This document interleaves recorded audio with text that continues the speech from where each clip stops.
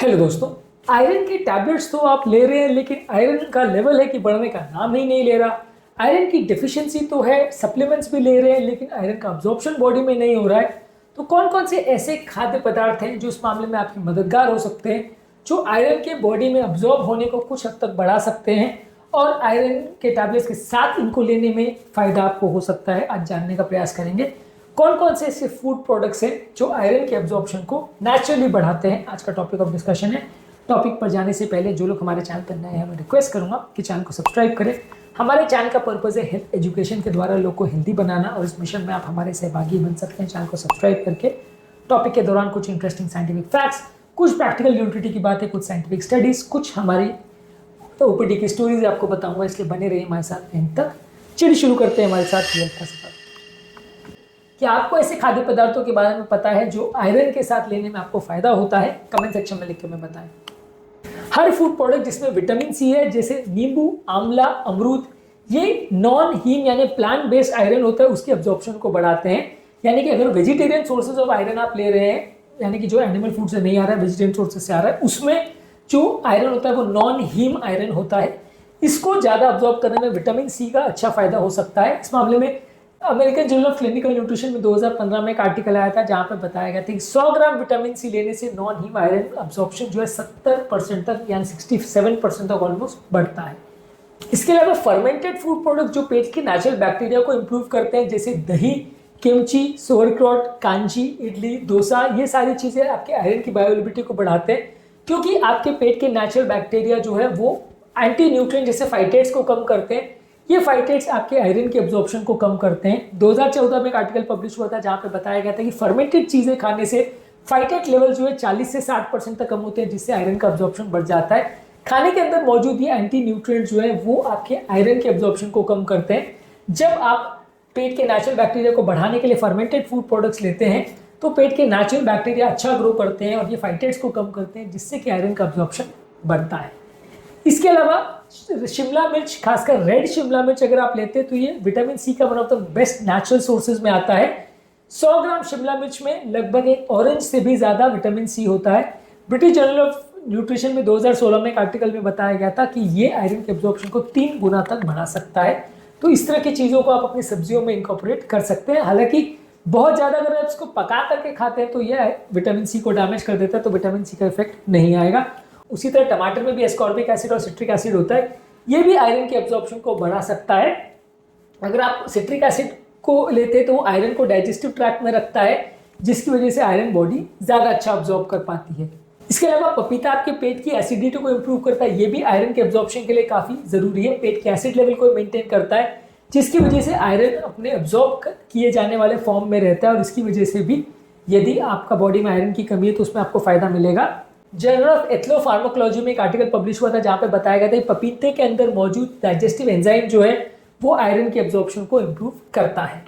इसी तरह से आप अगर अंकुरित करके चीजें लेते हैं तो वो आयरन की बायोअवेलेबिलिटी को इंप्रूव करता है और फाइटेट के कंटेंट को कम करता है। इसीलिए अलग अलग तरह की दाल, चने जिसमें आयरन वैसे भी अच्छा होता है, उसको आप स्प्राउट करके लें तो उसके नेचुरली विटामिन सी लेवल्स बढ़ता है और उसका एंटी न्यूट्रिएंट्स लेवल कम हो जाता है, जिससे कि बॉडी का आयरन एब्जॉर्प्शन कंपैरेटिवली बेटर होता है। 2012 में एक आर्टिकल इस बारे में पब्लिश हुआ था जिसमें बताया गया था कि दालों को यदि आप स्प्राउट करके लेते हैं तो आयरन की बायोअवेलेबिलिटी 25 से 30% तक बढ़ सकती है। इसके अलावा यदि आप प्याज और लहसुन को लेते हैं तो ये भी आयरन के एब्जॉर्प्शन को इंप्रूव करता है। इसमें सल्फर कंटेनिंग कंपाउंड होते हैं जो कि प्लांट बेस्ड आयरन को बाइंड करते हैं, और इससे आपका आयरन ज्यादा अच्छा अब्जॉर्ब होता है। Journal of agriculture and food chemistry में 2010 में एक आर्टिकल में बताया गया था कि यदि आप प्याज और लहसुन के साथ अगर आप आयरन के सोर्सेज को लेते हैं या जिंक को लेते हैं तो इनका अब्जॉर्प्शन 50 से 70% तक बढ़ सकता है। इसी के अलावा एनिमल प्रोटीन अगर लेते हैं, जैसे चिकन, फिश लेते हैं, तो ये भी आपका प्लांट बेस्ड आयरन को भी एब्जॉर्प्शन इंप्रूव करता है। तो एनिमल बेस्ड फूड को यदि आप आयरन के सोर्सेज के साथ लेंगे, भले वो आयरन अगर वेजिटेरियन सोर्स से भी हो, तो भी उनका एब्जॉर्प्शन इंप्रूव होता है। और ये डिफरेंस थोड़ा बड़ा नहीं, ऑलमोस्ट 50% तक हो सकता है। जब आप प्लांट बेस्ड फूड के साथ अगर चिकन के प्रोटीन या फिश के प्रोटीन लेते हैं तो आपको ऑलमोस्ट 50% तक का फायदा देखने को मिल सकता है।